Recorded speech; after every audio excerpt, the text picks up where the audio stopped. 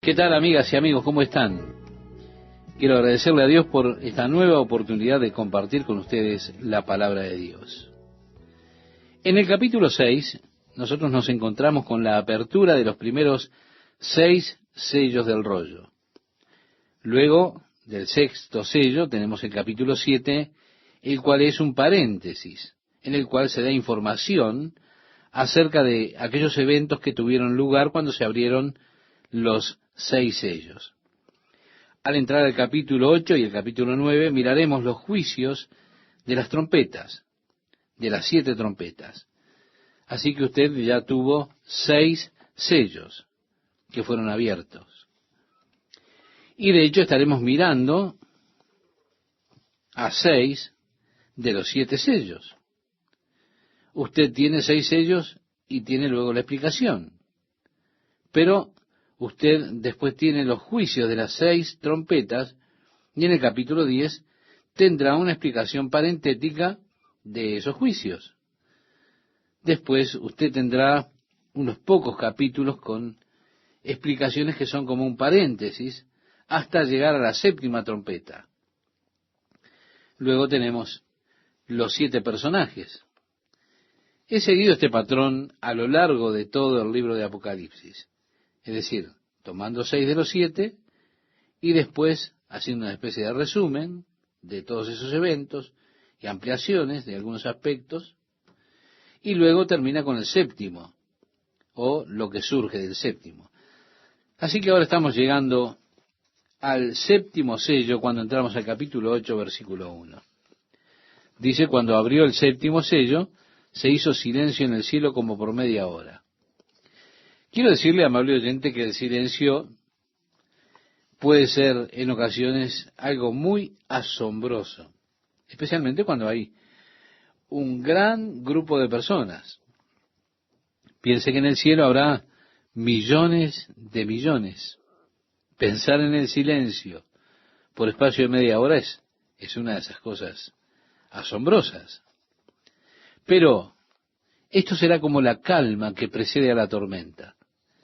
Es ese silencio que precede los juicios catastróficos que han de venir al sonar las 7 trompetas. Así que estamos hablando de uno de esos momentos en los cuales hay una calma terrible. Podríamos decir como el silencio que precede al golpe del tornado. Dicen los que han vivido un tornado que cuando viene uno de ellos, antes de que éste golpee, parece haber un escalofriante silencio, quietud y calma, pero de repente aparece una fuerza tremenda. Así que a esto se asemejará el silencio en el cielo por espacio como de media hora. Luego Juan dijo, y vi a los 7 ángeles que estaban en pie ante Dios. Sabemos que alrededor del trono de Dios hay 4 querubines. Ellos son descritos para nosotros en Ezequiel capítulo 1 y capítulo 10, identificados como querubines en el capítulo 10. También Juan los describe en el 4º capítulo de Apocalipsis. Ellos están cantando, santo, santo, santo, es el Señor Dios Todopoderoso, el que era, el que es y el que ha de venir. Pero también hay 7 ángeles que están de pie delante de Dios. La Biblia nombra, creo, a 2 de ellos. Usted, por supuesto, encontrará que en los libros apócrifos se nombran 5 más. Pero en la Biblia se menciona a Gabriel. Gabriel es uno de ellos. Si usted recuerda, cuando él vino a hablar con Zacarías, padre de Juan el Bautista, él le dijo, yo soy Gabriel, que estoy delante de Dios. En el Evangelio de Lucas, capítulo 1, verso 19, lo puede leer. Así que él es uno de esos ángeles que están en la presencia de Dios. Juan vio los 7 ángeles que están delante de Dios. Y dice que se les dieron 7 trompetas. Otro ángel, vale decir, no uno de los 7, sino otro, vino entonces y se paró ante el altar con un incensario de oro y se le dio mucho incienso para añadirlo a las oraciones de todos los santos sobre el altar de oro que estaba delante del trono. Es interesante que el libro de Apocalipsis es una especie de compilación del Antiguo Testamento y partes del Nuevo Testamento. No mucho en el libro de Apocalipsis ha sido revelado. Usted necesita tener un trasfondo, un entendimiento del Antiguo Testamento para entender el Nuevo Testamento. Ahora, cuando usted entra en la escena celestial, es bueno que usted tenga un trasfondo, un entendimiento de lo que era el tabernáculo terrestre. ¿Por qué? Porque el tabernáculo terrestre era un modelo del cielo. Fue hecho de acuerdo al modelo que le fue presentado a Moisés en el monte.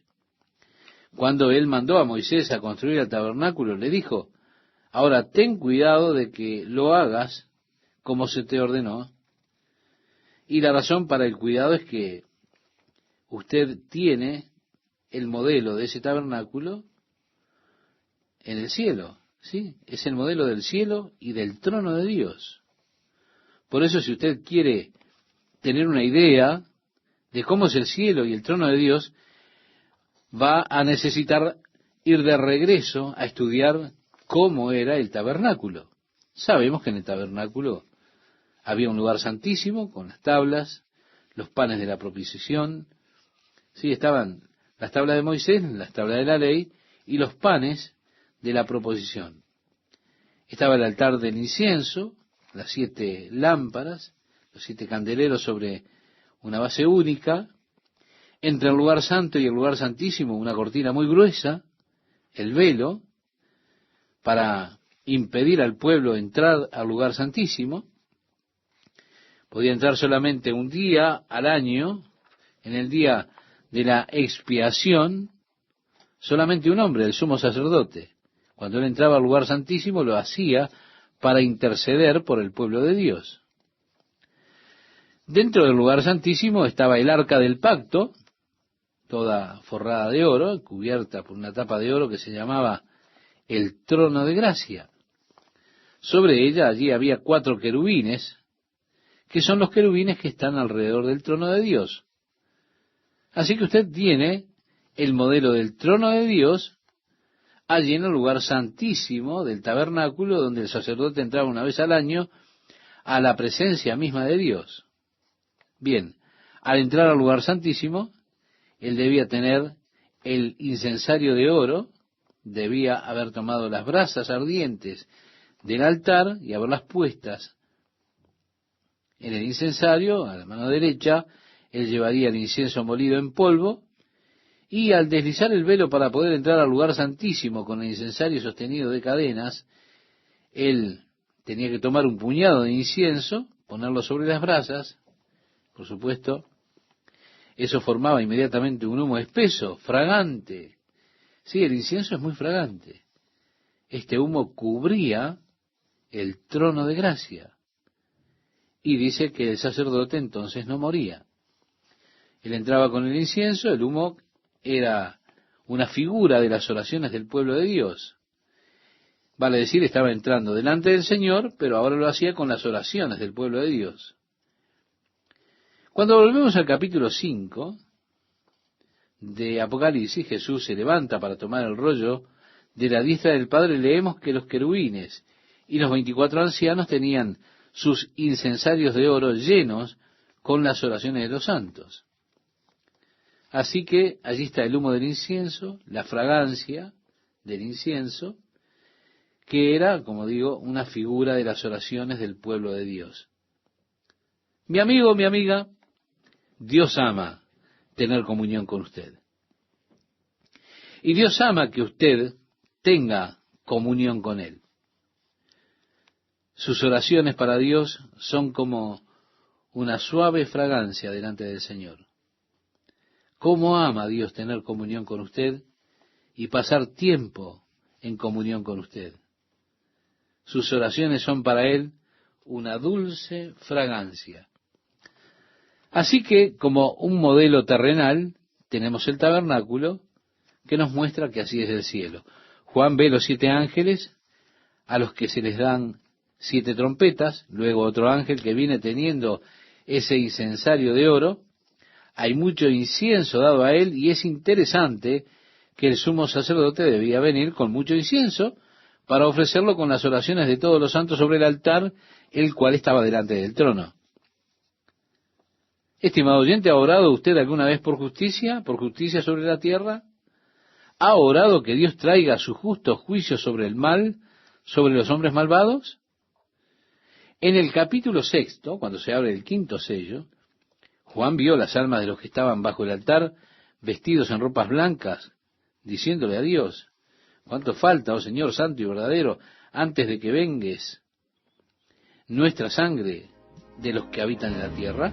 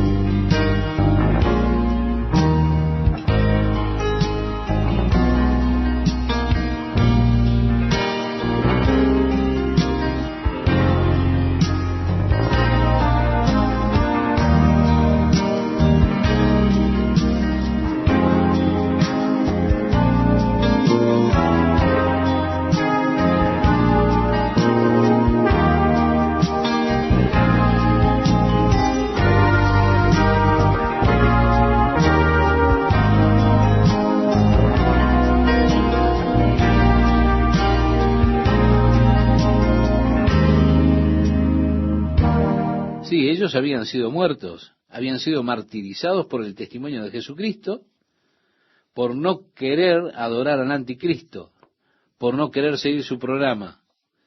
Y ellos están ahora hablando: Señor, ¿cuánto falta para que vengue nuestra sangre de los adversarios que tenemos en la tierra?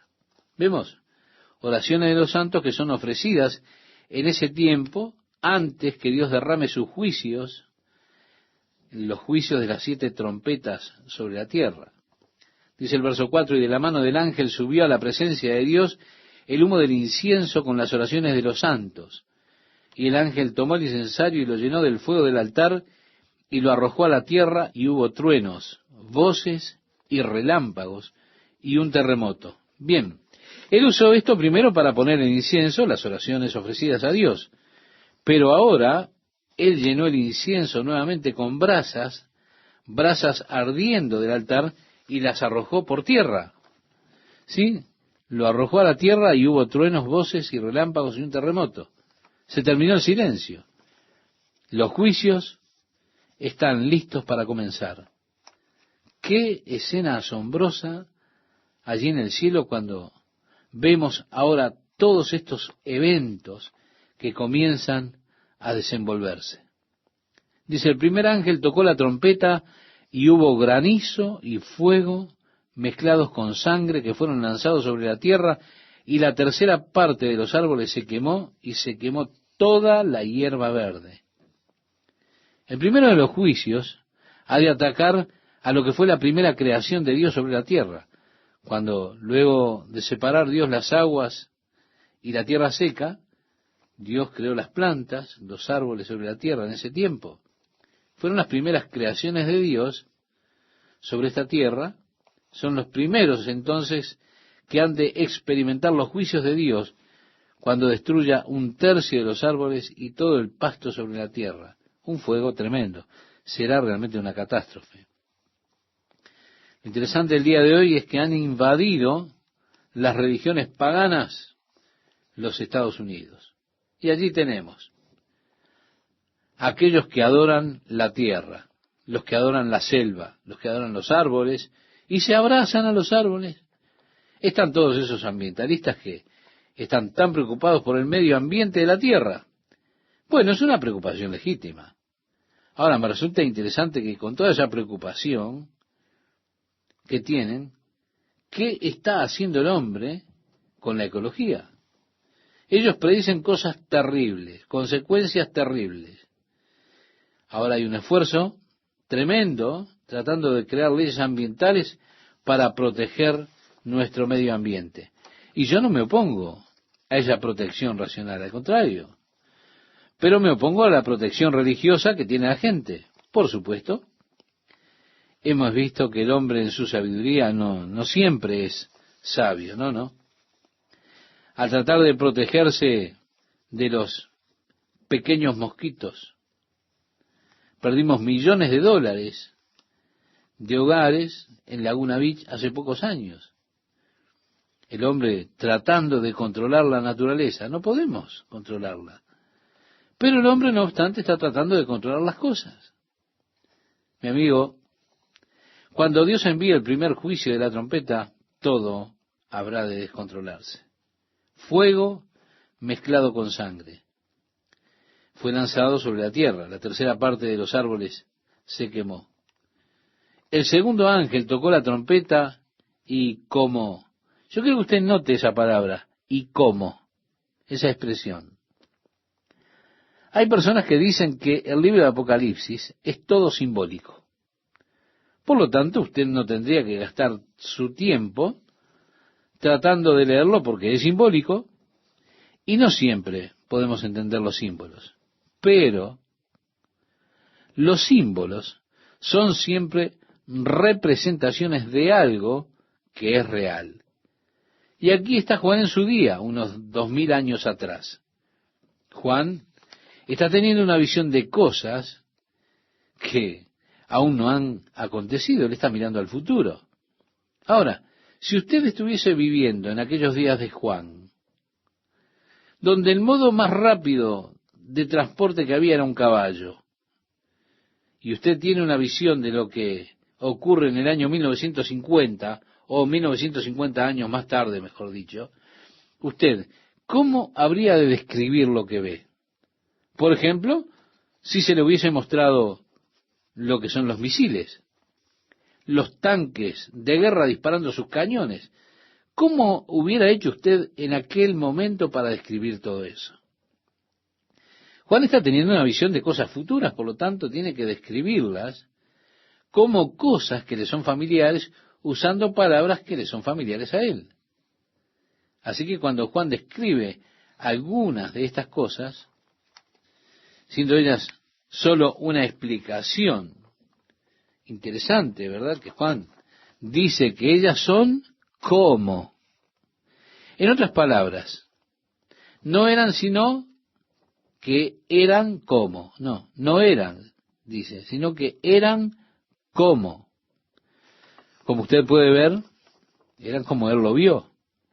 Él vio que parecía como una gran montaña de fuego.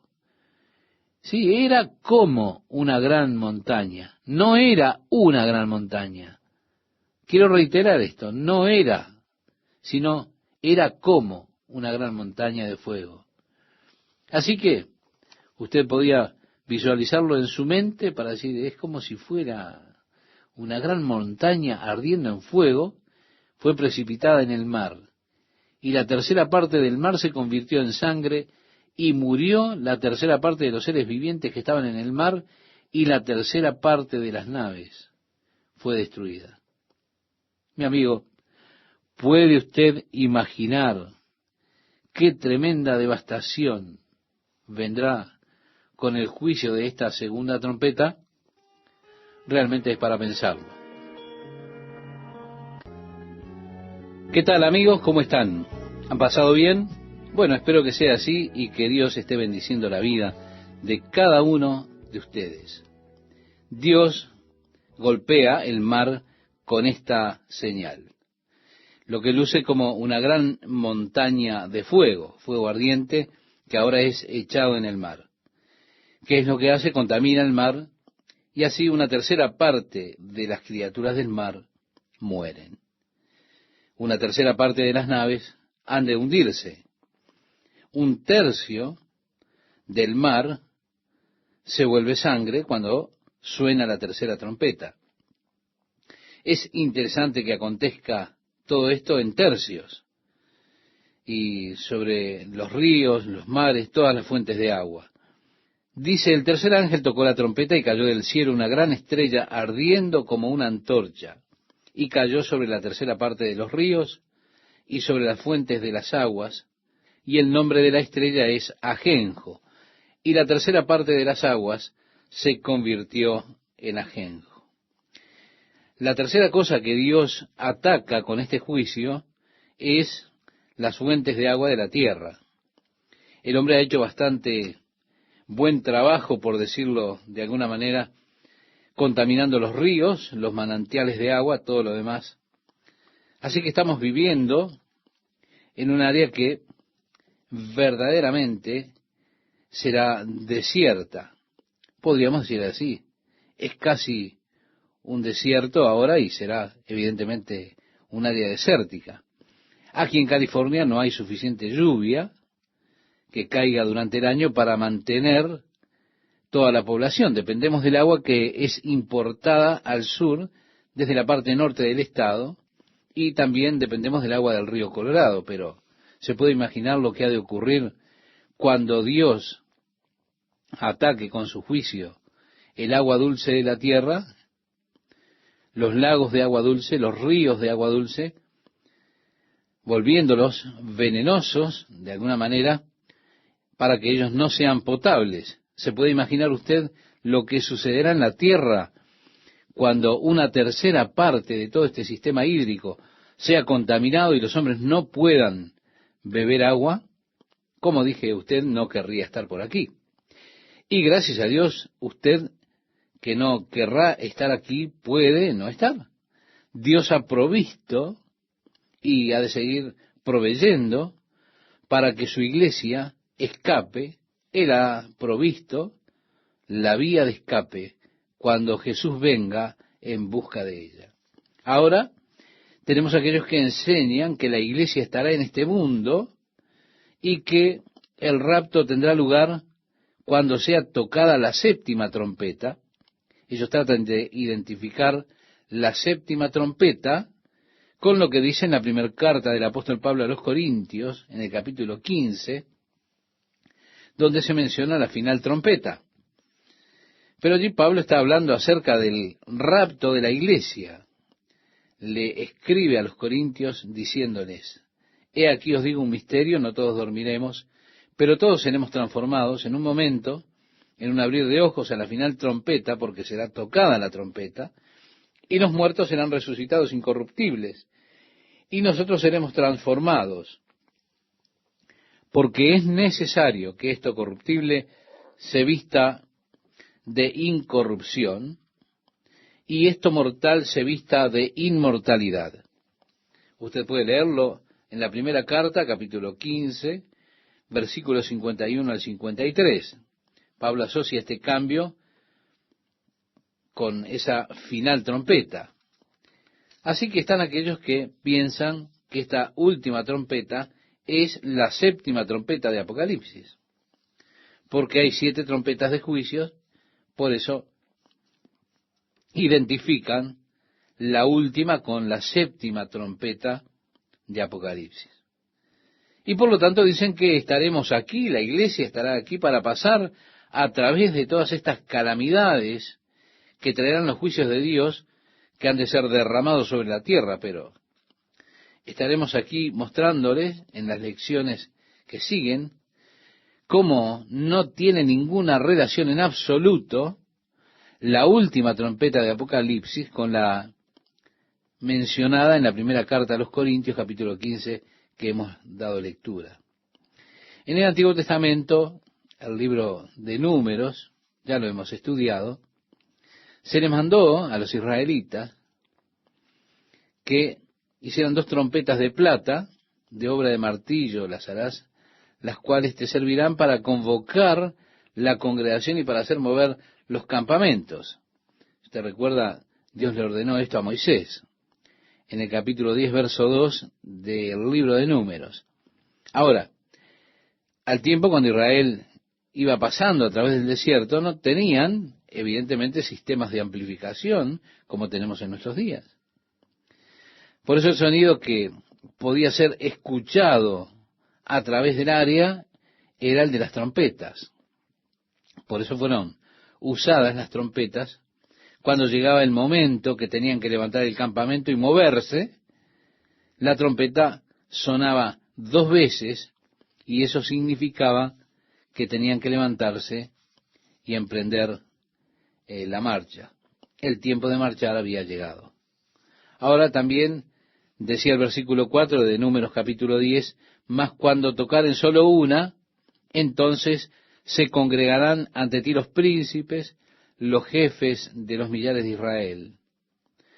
Vale decir, tocar la trompeta una vez significaba un llamado a los príncipes para que vinieran a reunirse con Moisés.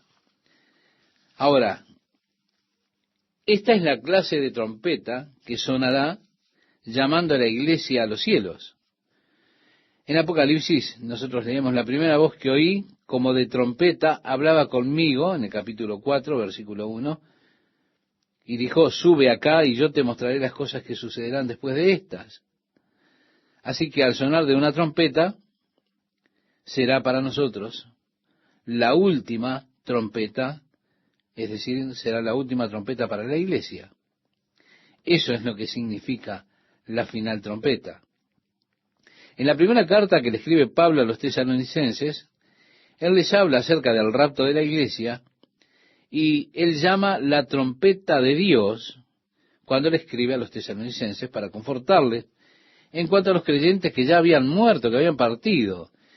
¿Por qué? Porque ellos tenían la creencia de que Jesús estaría regresando inmediatamente en aquellos días, y que los que habían muerto antes que Jesús regresara, desafortunadamente habían perdido la gloriosa era del reino. Por eso se lamentaban por aquellos que habían muerto, porque según pensaban no había esperanza para ellos. Por eso Pablo les escribe en cuanto a los que están en Cristo y les dice: tampoco queremos, hermanos, que ignoréis acerca de los que duermen, para que no os entristezcáis como los otros que no tienen esperanza. Porque si creemos que Jesús murió y resucitó, así también traerá Dios con Jesús a los que durmieron en él. Por lo cual os decimos esto en palabra del Señor, que nosotros que vivimos, que habremos quedado hasta la venida del Señor, no precederemos a los que durmieron, porque el mismo Señor, con voz de mando, con voz de arcángel, y atiende, estimado oyente, y con trompeta de Dios, descenderá del cielo, y los muertos en Cristo resucitarán primero. Después dice: luego nosotros los que vivimos seremos transformados. En el relato del Apocalipsis no se trata de la trompeta de Dios, y esto es importante que lo notemos. En Apocalipsis se habla de las trompetas que le fueron dadas a los 7 ángeles. Son los ángeles los que han de hacer sonar esas trompetas. Y están declarando estos ángeles los juicios de Dios que están viniendo sobre la tierra en ese período de gran tribulación o de la gran tribulación. Y allí nos encontramos con una tercera parte de los árboles destruidos, una tercera parte de las naves del mar, en el mar destruidas, una tercera parte de las criaturas vivas en el mar que son destruidas también, las aguas dulces, una tercera parte destruidas. Se puede imaginar la calamidad y las cosas que estarán aconteciendo en los corazones de aquellas personas que vivan en ese momento. Nos dice ahora, a partir del versículo 12, el cuarto ángel tocó la trompeta. En el capítulo 8 de Apocalipsis estamos leyendo. Y fue herida la tercera parte del sol, y la tercera parte de la luna, y la tercera parte de las estrellas, para que se oscureciese la tercera parte de ellos, y no hubiese luz en la tercera parte del día, y asimismo de la noche. Y miré, y oí a un ángel volar por el medio del cielo, diciendo a gran voz: ¡ay, ay, ay de los que moran en la tierra, a causa de los otros toques de trompeta que están para sonar los 3 ángeles! En otras palabras, lo que está diciendo: ustedes no vieron nada aún. La cosa se va a poner peor. ¡Ay, ay, ay! ¿Por qué? Porque hay 3 trompetas todavía por sonar. Así que cada uno de estos ayes es para cada una de esas trompetas. Al entrar al capítulo 9, encontramos la quinta y la sexta trompeta. Luego se abre un paréntesis en el libro de Apocalipsis. Ahora Jesús, hablando acerca de la gran tribulación en el Evangelio de Mateo, en el capítulo 24, él dijo: e inmediatamente después de la tribulación de aquellos días, en este pasaje conocido como el sermón profético, el sol se oscurecerá y la luna no dará su resplandor, y las estrellas caerán del cielo, y las potencias de los cielos serán conmovidas. Sí, en Mateo capítulo 24, versículo 29, usted lo puede leer después si quiere hacerlo. Ahora bien, el sol no estará brillando una tercera parte de él. Si usted recuerda aquella guerra denominada tormenta del desierto, cuando los iraquíes iban dejando Kuwait, incendiaron los pozos petroleros. Ellos encendieron las válvulas y el humo fue tan espeso, tan pesado, quizá usted ha visto alguna imagen de esto en las noticias. Al mediodía estaba totalmente oscuro. Usted apenas podía ver el sol. Tenía que conducir un automóvil con las luces delanteras encendidas. Es probable que cuando la selva y todos los campos se quemen, esto genere tal humareda sobre la corteza de la tierra que la luz del sol sea oscurecida en una tercera parte. Puede que sea así. De la misma manera la luna, y lo mismo con las estrellas que rodean en el cielo la tierra. Hubo un volcán, ¿cuándo fue que explotó el Krakatau? En 1800 por ahí. Y la explosión de ese volcán en el Pacífico Sur fue tan grande que por más de un año los atardeceres fueron coloreados alrededor del mundo con el polvo que todavía estaba en la atmósfera como resultado de la explosión de ese volcán. El sonido de la explosión fue tan tremendo que se escuchó a 1000 millas de distancia. Es decir, podríamos hablar de un anticipo de lo que ha de venir. El sol se oscureció, las estrellas, la luna, en una tercera parte. ¿Se da cuenta? Cuando el sol se oscurece en un eclipse, al mediodía tenemos esa oscuridad. En mi caso nunca he visto un eclipse total, he visto eclipse parcial. Hay algo que resulta extraño cuando el sol es oscurecido, cuando la luz del día no es verdaderamente como la conocemos. Realmente es asombroso. Los juicios de Dios, ¿cómo han de proceder? Pero mire, esto es el comienzo de esos juicios. Cosas peores están llegando cuando vamos avanzando en el libro de Apocalipsis, tanto que usted seguramente no querría estar para ese momento aquí en la tierra. Bueno, yo le doy gracias a Dios que no estaré aquí. Jesús dijo: velad pues en todo tiempo, orando que seáis tenidos por dignos de escapar de todas estas cosas que vendrán y de estar en pie delante del Hijo del Hombre. Y esa es mi oración, estimado oyente, que Dios me escuche mi oración cuando oro. Jesús estará dirigiendo esos juicios, Él estará a cargo, Él ha tomado el control de aquel rollo del capítulo 5, si usted recuerda, y ha comenzado a romper los sellos. Él es el único que ordena todos estos eventos. Reitero, está completamente a cargo de todo el juicio. Jesús dijo: porque el Padre a nadie juzga, sino que todo el juicio lo dio al Hijo, para que todos honren al Hijo como honran al Padre. El que no honra al Hijo, no honra al Padre que le envió, decía Juan en su Evangelio en el capítulo 5, versos 22 y 23. En el libro de los Hechos que hemos estudiado, en el capítulo 10, versos 42, dice: y nos mandó que predicásemos al pueblo y testificásemos que Él es el que Dios ha puesto por juez de vivos y muertos. El apóstol Pablo, escribiéndole a los romanos, les decía: en el día en que Dios juzgará por Jesucristo los secretos de los hombres conforme a mi evangelio. En la carta de los Romanos capítulo 2 verso 16 decía esto. En el libro de los Hechos también, cuando Pablo testifica, él dice: por cuanto ha establecido un día en el cual juzgará al mundo con justicia por aquel varón a quien designó, dando fe a todos con haberle levantado de los muertos. Hechos capítulo 17 verso 31 nos dice esto. Sí, Jesús estará a cargo en los juicios que vendrán sobre esta tierra. Ahora, permítame decirle nuevamente, eso excluye a la iglesia. Él le dijo a sus discípulos: ya no os llamaré siervos, porque el siervo no sabe lo que hace su señor, pero os he llamado amigos, porque todas las cosas que oí de mi Padre os las he dado a conocer. En el Evangelio de Juan capítulo 15, verso 15 decía esto: si Él nos llama amigos, y Él nos expone después a esas cosas, bueno, no sé qué tan buen amigo sería.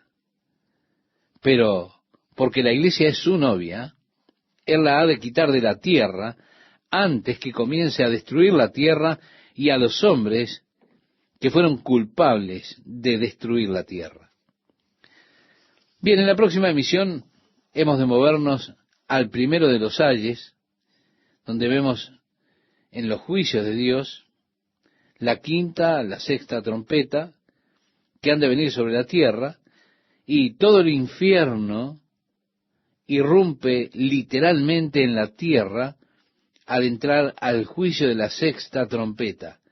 Las hordas de demonios lideradas por Satanás han de ser liberadas sobre la tierra con consecuencias realmente terribles. Reitero, usted seguramente no querría estar aquí cuando eso acontezca. Créame, usted, si entiende, no querría estar aquí. Le invito a que oremos. Padre, te agradecemos que nos has advertido de todas estas cosas, que tú eres lento para la ira y grande en misericordia, tan paciente con el hombre, aun con el hombre que es blasfemo y rebelde, Señor. Nosotros vemos cómo el mundo hoy está en total rebelión en contra de tu justa ley. Y vemos, Señor, cómo los hombres ostentan sus prácticas malignas. Oh Señor, nos damos cuenta que tú has de traer tus juicios. Y también vemos, Señor, que el mundo está preparado para que vengan tus juicios. Cómo se llena la copa, cómo está lista para desbordarse. Señor, el mundo merece tu juicio. Y te agradecemos que no nos has puesto para la ira, sino que has provisto para nosotros un medio para que tu iglesia escape de todas estas cosas que vendrán sobre esta tierra. Oh Señor, que nosotros seamos como aquellas vírgenes sabias, prudentes, preparadas para tu regreso, y que no seamos dejados para enfrentar ese gran día de juicio que vendrá sobre este mundo. Te lo pedimos en nombre de Jesús. Amén. ¿Qué tal, amigas, amigos? ¿Cómo están? Es un gusto para mí estar con ustedes una vez más compartiendo la palabra de Dios. Entramos al 9º capítulo. De hecho, comienza con el verso 13 del capítulo anterior. Después de sonar la cuarta trompeta, el sol se oscurece, la luna y las estrellas, y miré, dice en el versículo 13, y oí a un ángel. Bien, la palabra que se utiliza allí, que se traduce ángel, en el griego es aetos, que literalmente significa águila. Volando por el medio del cielo, allí, diciendo a gran voz: ay, ay, ay de los que moran en la tierra, a causa de los otros toques de trompeta que están para sonar los 3 ángeles. Básicamente el mensaje que está dando es, bueno, todavía no vieron nada, en comparación a lo que viene. Ay, ay, ay. Sí, esto corresponde a las 3 trompetas, 3 ayes por cada una de las trompetas que están para sonar. Entramos, como decíamos, al capítulo 9, en el versículo 1, leemos: el quinto ángel tocó la trompeta y vi una estrella que cayó del cielo a la tierra y se le dio la llave del pozo del abismo. Es decir, el pozo sin fondo. Ahora, para los muertos hay diferentes lugares a donde son consignados una vez que parten de este mundo. Antes de venir Jesucristo y dar la vida por los pecadores, todo el mundo estaba consignado al Hades, a la tumba, o el Seol. La palabra hebrea que se utiliza para tumba es Seol, pero también es traducida muchas veces como infierno. En el Nuevo Testamento se utiliza la palabra griega Hades, que es el equivalente a la palabra hebrea Seol.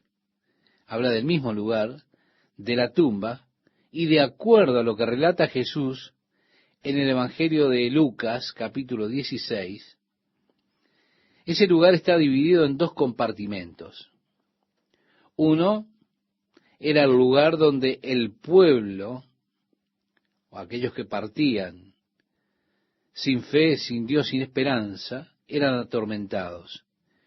El otro lugar es un lugar de consuelo, de aliento. En el capítulo 16, precisamente de Lucas, Jesús nos habla de un hombre rico que vivía suntuosamente, haciendo banquete cada día con esplendidez, y también habla que a diario un pobre mendigo estaba echado a sus puertas, deseando hartarse de las migajas que caían de la mesa del rico.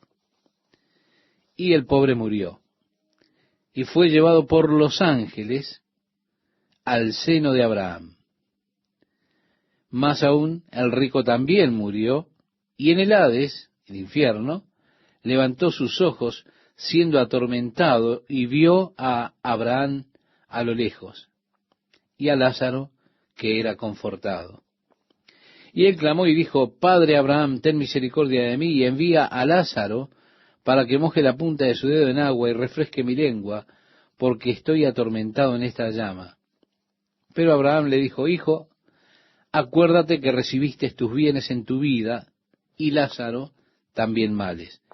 Pero ahora éste es consolado aquí y tú atormentado. Además de todo esto, una gran sima está puesta entre nosotros y vosotros, de manera que los que quisieren pasar de aquí a vosotros no pueden, ni de allá pasar acá. Jesús da esta descripción del Hades antes de que él muriera. Ahora, en las profecías que tenemos en el Antiguo Testamento en cuanto al Mesías, por ejemplo en Isaías capítulo 61, como parte del ministerio del Mesías, estaba el hecho de abrir las puertas de la prisión a aquellos que estaban aprisionados.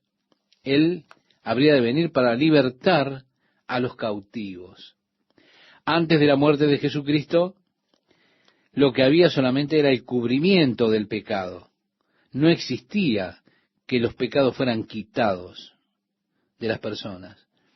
Y dice la Biblia que era imposible que la sangre de los toros y los machos cabríos pudiera quitar el pecado de las personas. Todo lo que podían hacer esos sacrificios era cubrir el pecado. Se requirió de la sangre de Jesucristo para quitar el pecado de los hombres. Por eso, antes de la muerte de Jesús sobre la cruz, todos los hombres que morían iban a ese lugar que es llamado el Hades. Reitero que estaba dividido en 2 compartimentos. Cuando los fariseos le demandaron a Jesús señal, Jesús les respondió y les dijo: la generación mala y adúltera demanda señal, pero señal no le será dada, sino la señal del profeta Jonás. Porque como estuvo Jonás en el vientre del gran pez 3 días y 3 noches, así estará el Hijo del Hombre en el corazón de la tierra 3 días y 3 noches. En el capítulo 2 del libro de los Hechos, cuando desciende el Espíritu Santo sobre la iglesia, una multitud se congregó porque vieron ese fenómeno que acompañó a el derramar del Espíritu Santo, y Pedro se paró en medio de ellos, comenzó a predicarles. Primero respondió a la pregunta que hicieron: ¿qué significa esto?, decían las personas.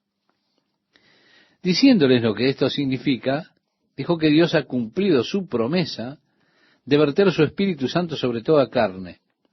Pero después él comienza a predicar a las personas en cuanto a Jesús. Y hay allí 7 puntos muy importantes. Primero, la identificación: Jesús Nazareno.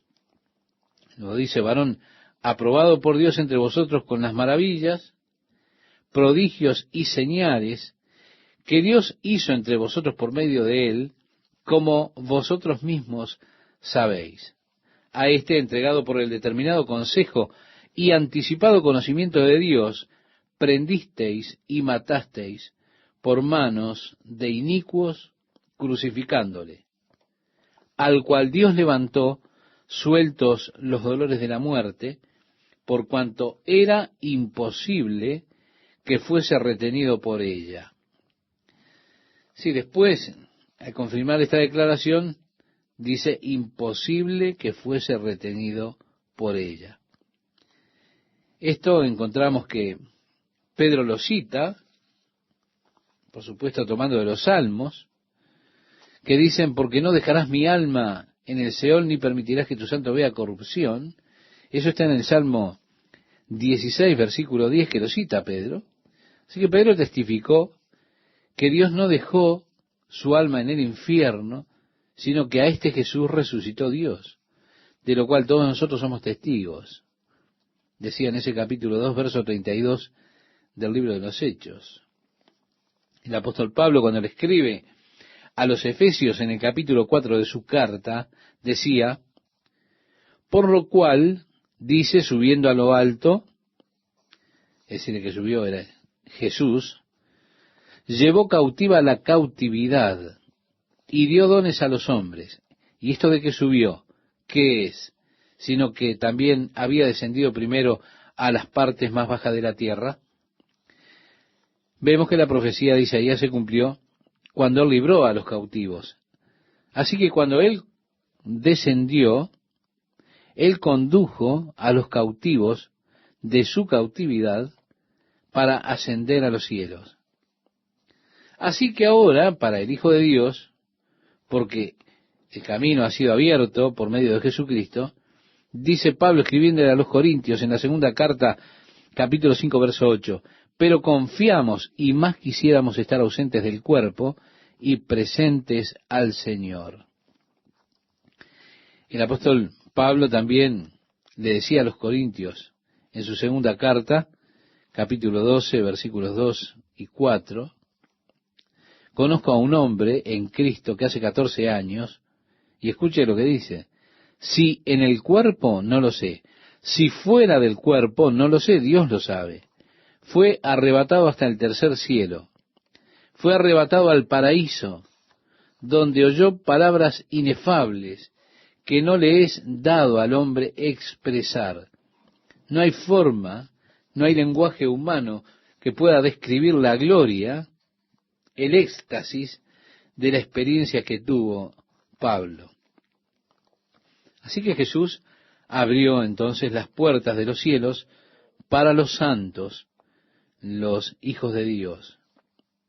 Ahora, como decía Pablo también, porque de ambas cosas estoy puesto en estrecho, teniendo deseo de partir y estar con Cristo, lo cual es muchísimo mejor, pero quedar en la carne es más necesario por causa de vosotros. Le decía a los filipenses en su carta, en el capítulo 1, versos 23 y 24. ¿Se da cuenta? Él decía: de ambas cosas estoy siendo tironeado. Había emociones mezcladas en el apóstol Pablo. Bien, podríamos decir entonces que una porción del Hades, un compartimento, ha sido vaciado, ha sido dejado vacío totalmente. aquel lugar donde Abraham confortaba a quienes llegaban allí, mientras esperaban que la promesa del Mesías se cumpliera. Hay un segundo lugar llamado Abuso o el Pozo. Ese es el túnel que conduce al abismo. Con frecuencia se le llama el pozo sin fondo. En el caso del endemoniado gadareno, de la ciudad de Gadara, cuando Jesús desembarcó con sus discípulos y salieron de la nave, este hombre poseído por los demonios vino corriendo de modo amenazante. Los demonios comenzaron a gritar: Jesús, hijo de David, ¿por qué nos atormentas antes de nuestro tiempo? Jesús le dijo: ¿cuál es tu nombre? Ellos respondieron: Legión, porque somos muchos. Así que comenzaron a rogarle a Jesús que no los enviara al abismo. Parece que ese abuso es la prisión de los espíritus malignos, es decir, de los demonios. Están separados del Hades, donde los hombres están allí aprisionados. Está ese abismo donde los demonios son encarcelados. Y ellos ruegan a Jesús que no les envíe allí antes de tiempo. Así que Él los deja irse y se metieron en un hato de puercos, que luego los despeñaron en la mar de Galilea, y esos puercos se ahogaron. Usted puede recordar la historia. Bien, el abuso también es mencionado en otros lugares, pero son pocos lugares más en las Escrituras. Tenemos esto en el libro de Apocalipsis, cuando a este ángel le fueron dadas las llaves de ese abuso, o ese lugar de encarcelamiento de los espíritus malvados. Cuando el anticristo entra en escena, en Apocalipsis capítulo 17 se nos dice que sale del abuso. Discutiremos esto un poco más completamente cuando lleguemos a ese capítulo. Cuando Jesús regresa a la tierra para establecer el reino de Dios, Jesús viene con todos sus santos. En ese instante Satanás es tomado, encadenado y echado al abuso, al abismo, por 1000 años. Pasado este periodo de 1000 años, él es liberado por un breve periodo de tiempo y finalmente y definitivamente será echado en la gehenna, donde ya estarán la bestia y el falso profeta. Un día la muerte y el infierno han de dar los muertos que están en ellos para que se paren ante el gran trono blanco en el juicio de Dios, y aquellos cuyos nombres no se hallen escritos en el libro de la vida del Cordero serán echados a esa gehenna. Así que el próximo lugar que tenemos en el Nuevo Testamento, y que muchas veces se traduce como infierno, es la gehenna, así se denomina. Por eso, a menos que usted tenga una concordancia, será difícil saber si el infierno al cual se hace referencia es el Hades o la gehenna. La gehenna es diferente al Hades.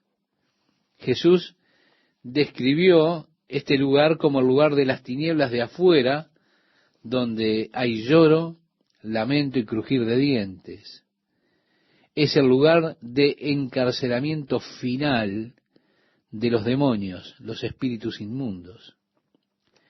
Los primeros habitantes de la gehenna serán la bestia y el falso profeta.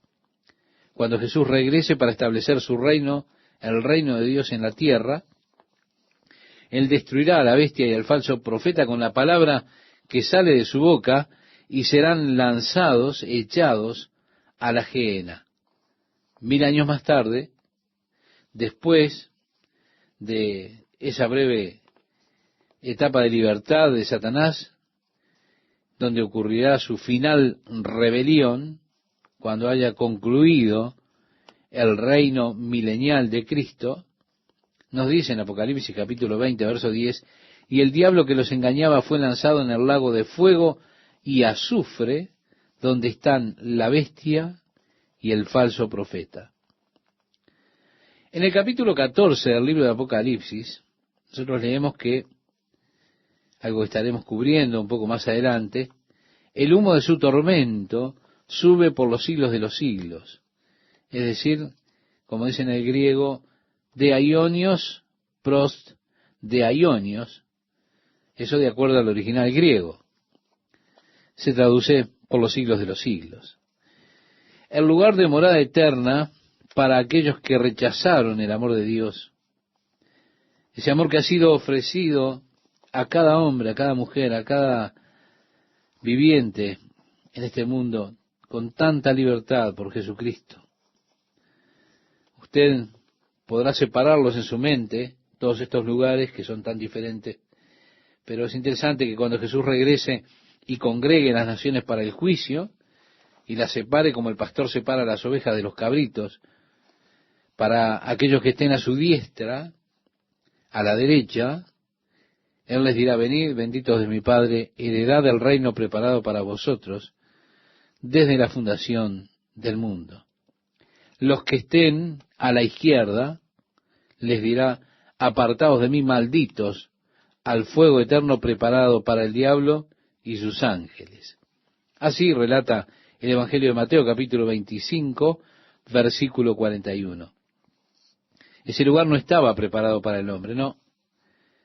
Estaba preparado para Satanás y los demonios, para Satanás por causa de su rebelión, y también para aquellos que se unan a Satanás en su rebelión.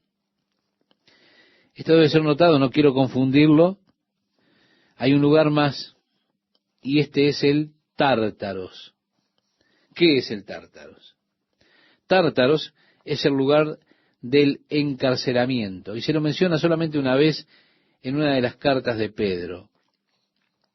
Sí, es el lugar de encarcelamiento para los ángeles que no guardaron su estado primero, y están allí reservados en cadenas en el Tártaros, esperando el día del juicio. Por eso vemos, el quinto ángel tocó la trompeta y vio una estrella. Yo creo que es Satanás, uno de esos ángeles que cayó del cielo a la tierra, y se le dio la llave del pozo del abismo. Si nosotros regresamos al capítulo 1, Jesús se describe a él mismo diciendo: yo soy el alfa y la omega, el primero y el último, y tengo las llaves de la muerte y del Hades. Él abrió las puertas de la prisión para los que estaban atados allí en el Hades. Él tiene las llaves.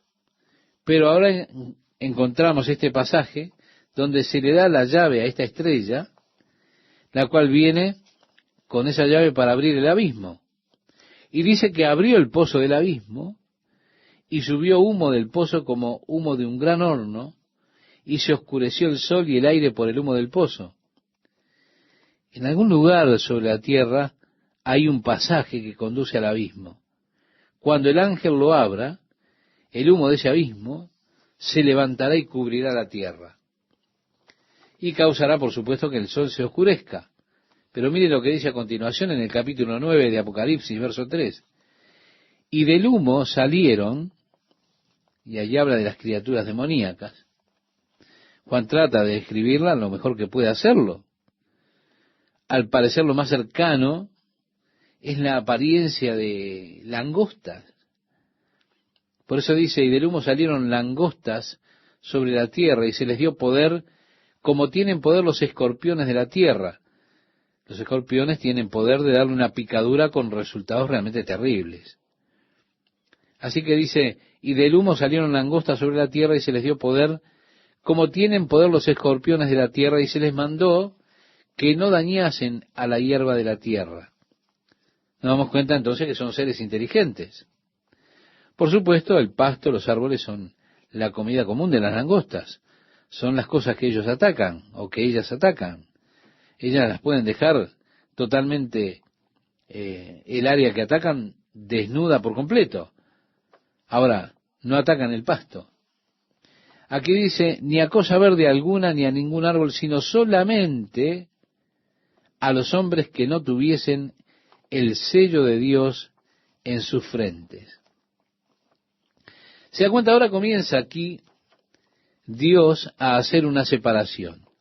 Si usted va hacia atrás, si usted recuerda el capítulo 7, nos encontrábamos con aquellos 144,000 que fueron sellados con el sello de Dios en sus frentes, los cuales no serían heridos por los 4 vientos que estaban siendo retenidos por los ángeles. Y aquí nuevamente vemos la distinción, una distinción en la cual abarcan estas criaturas demoníacas que aparecerán y que no les es permitido hacerle daño a esos 144,000, no les es permitido atormentarlos con sus aguijones porque están sellados en sus frentes por Dios. Y agrega, y les fue dado que no los matasen, sino que los atormentasen 5 meses. Y su tormento era como tormento de escorpión cuando hiere al hombre.